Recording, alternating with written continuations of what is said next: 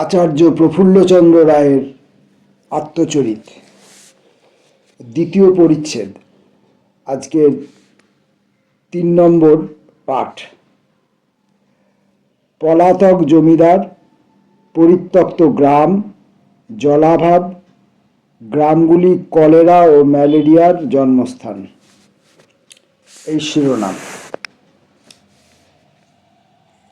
সেকালে অধিকাংশ জমিদারই আপন আপন প্রজাদের মধ্যে বাস করিতেন। যদিও তাহারা কখনো কখনো অত্যাচার করিতেন, তাহা হইলেও তাহাদের এই একটা গুণ ছিল যে তাহারা প্রজাদের নিকট হইতে যাহা জোর জবরদস্তি করিয়া আদায় করিতেন তাহা প্রজাদের মধ্যেই ব্যয় করিতেন। সুতরাং ওই অর্থ অন্য দিক দিয়া প্রজাদের ঘরেই যাইত। কালিদাস তার রঘুবংশে খুব অল্প কথায় এই ভাবটি ব্যক্ত করিয়াছেন। সংস্কৃত ভাষায় একটি শ্লোক লেখা আছে এরপর, আর আমার মতো অশিক্ষিত লোক সংস্কৃত উচ্চারণ করতে পারবো না, এটাই স্বাভাবিক, তবু পড়ছি। প্রজানামেব ভূত্যর্থং সত্যাভ্য বলিম গ্রহীত সহস্র গুণমুৎস্রষ্টু মাদত্তে হি রসং রবি। প্রজাদের মঙ্গলের জন্যই তিনি তাহাদের নিকট কর গ্রহণ করিতেন। রবি যেমন পৃথিবী হইতে রস গ্রহণ করে, তা সহস্র গুণে ফিরাইয়া দিবার জন্য, বৃষ্টি প্রভৃতি রূপে। 1860 খ্রিস্টাব্দের পর হইতেই জমিদারদের কলিকাতা প্রবাস আরম্ভ হয় এবং বর্তমানে ওই ধনী সম্প্রদায়ের অধিকাংশ লোকই কলিকাতার স্থায়ী বাসিন্দা। 1830 খ্রিস্টাব্দের মধ্যেই রংপুর, দিনাজপুর, রাজশাহী, ফরিদপুর, বরিশাল ও নোয়াখালীর কতগুলি বড় জমিদারি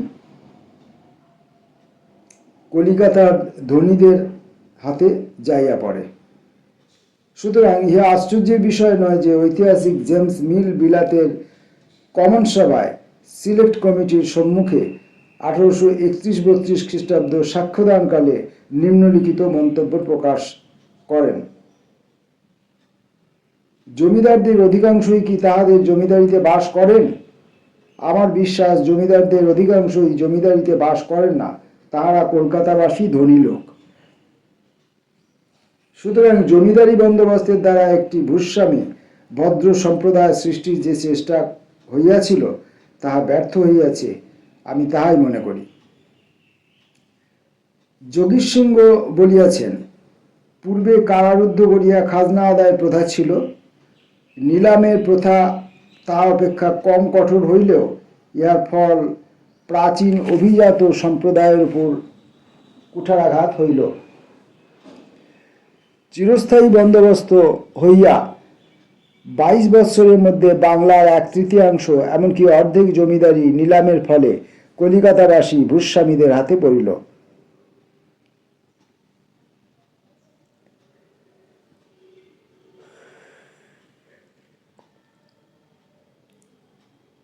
এই নিন্দনীয় প্রথা দেশের যে কি ঘোর অনিষ্ট করিয়াছে তা বর্ণনা করা যায় না।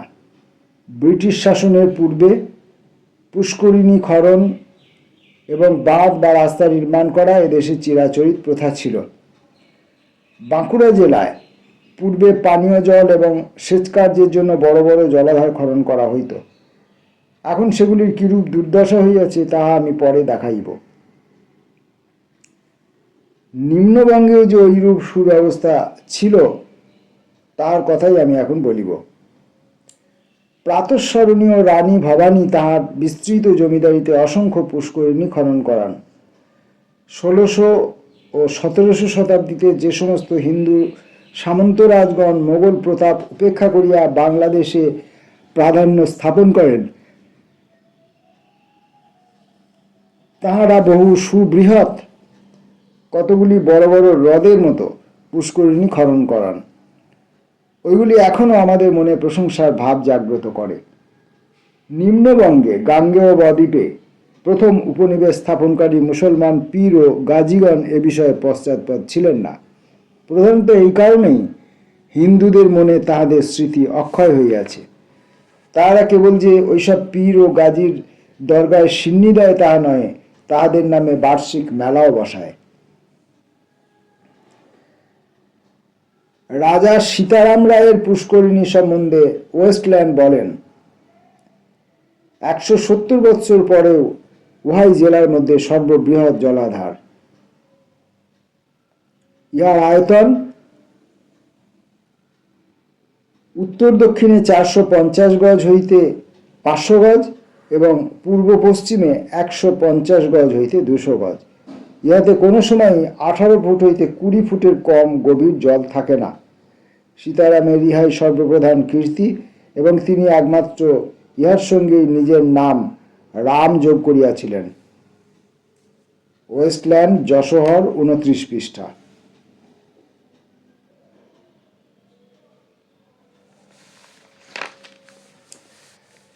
প্রাচীন জমিদারদের প্রাসাদোপম বড় বড় বাড়ি নির্মাণ করিতে নিপুণ রাজমিস্ত্রি ও স্থপতিদের অন্ন সংস্থান হইত, স্থাপত্য শিল্পেরও উন্নতি হইত।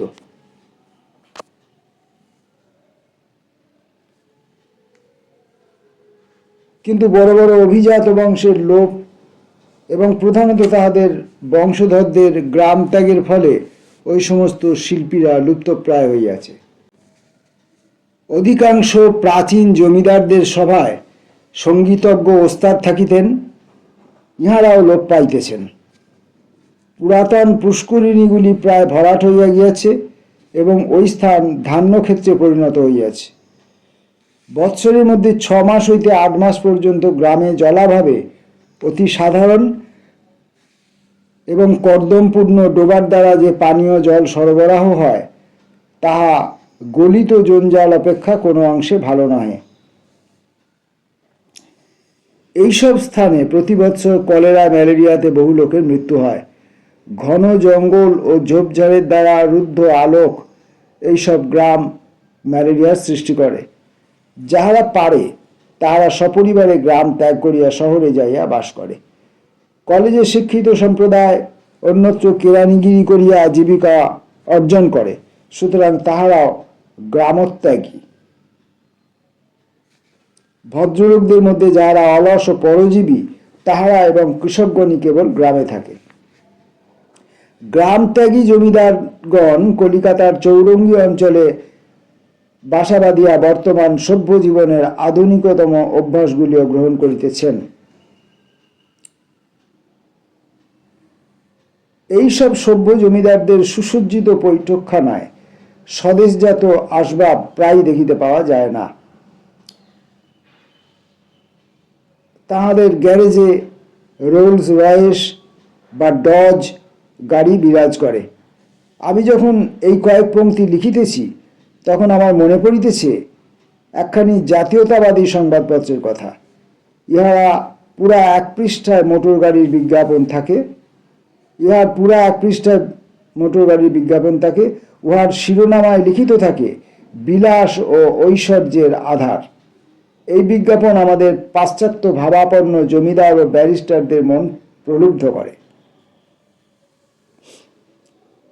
বড় বড় ইংরেজ বণিক অথবা মারোয়ারি বণিকেরা এইসব বিলাস ভোগ করে বটে, কিন্তু তাহারা ব্যবসায়ী লোক। হয়তো 5-7টা জুট মিলের দালাল বা ম্যানেজিং এজেন্ট রূপে তাহাদিওকে বজবজ হইতে কাকিনাড়া পর্যন্ত দৌড়াইতে হয়। সুতরাং তাহাদের দৈনিক কার্যের জন্য তাহাদিওকে 2-1খানি মোটর গাড়ি রাখিতে হয়। তাহারা যাহা ব্যয় করে তাহা অপেক্ষা শতগুণ বা সহস্রগুণ অর্থ অর্জন করে এবং বহু ক্ষেত্রে তাহারা প্রকৃতই ধনোৎপাদক। কিন্তু আমাদের পাশ্চাত্য ভাবাপন্ন জমিদারগণ বা বারের বড় ব্যারিস্টারেরা পরজীবী মাত্র।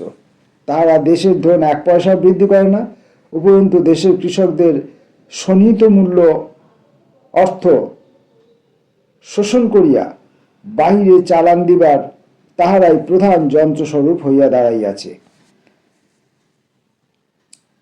ললিত মাধব সেনগুপ্ত MA 1930 সালের 6 জুলাইয়ের অ্যাডভান্স পত্রে এই পরিত্যক্ত গ্রাম সম্বন্ধে লিখিয়াছেন, যদি কেউ বাংলার পল্লীতে গিয়া দুদিন থাকে, তিনিই পল্লীবাসীদের জীবনযাত্রার প্রণালী দেখিয়া স্তম্ভিত হইবেন। বস্তুত এখন পল্লী জীবনের প্রধান লক্ষণই হইতেছে আলস্য। কোনো গ্রামবাসী দিনের অধিকাংশ সময় বন্ধু বান্ধবদের সঙ্গে বসিয়া গল্পগুজব করিতেছে, এ দৃশ্য প্রায়ই দেখা যায়।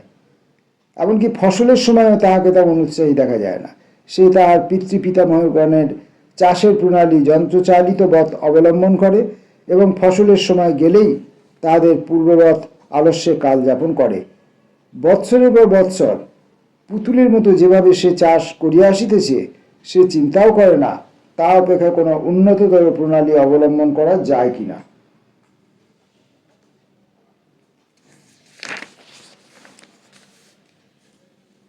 সুতরাং গ্রামের প্রধান লক্ষণই হইল আলস্য, আর আলস্যের স্বাভাবিক পরিণাম দারিদ্র্য, দারিদ্র্যের পরিণামে কলহ, মামলা মোকদ্দমা এবং অন্যান্য অভিযোগ আসিয়া উপস্থিত হয়। মানুষ সবসময়ই অলস হইয়া থাকিতে পারে না, তাহাকে কিছু না কিছু করিতেই হইবে। অলস মস্তিষ্কেই যত রকমের শয়তানি বুদ্ধির উদয় হয়।